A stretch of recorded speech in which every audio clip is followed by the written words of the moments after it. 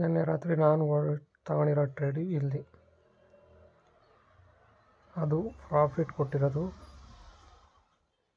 ಈ ಲೆವೆಲ್ಗೆ.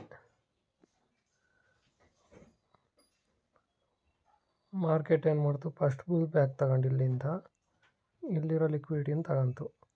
ಆದರೆ ರೈಟ್ ಸೈಡ್ ಸ್ವಿಂಗಲ್ಲಿ ಏನು ಮಾಡ್ತು ಅಂದರೆ ಲಿಕ್ವಿಡಿಟಿ ತಗೊಂಡು ಇಲ್ಲಿ ಬಿಟ್ಟಿರೋ ಫೇರ್ ವ್ಯಾಲ್ಯೂ ಗ್ಯಾಪ್ನ ಕಂಪ್ಲೀಟ್ ಮಾಡಿಕೊಂಡು ಇಲ್ಲಿ ಸಪ್ಲೈ ಝೋನ್ ಥರ ವರ್ಕ್ ಮಾಡ್ತಾಯಿತ್ತು ಎಕ್ಸಾಕ್ಟಾಗಿ.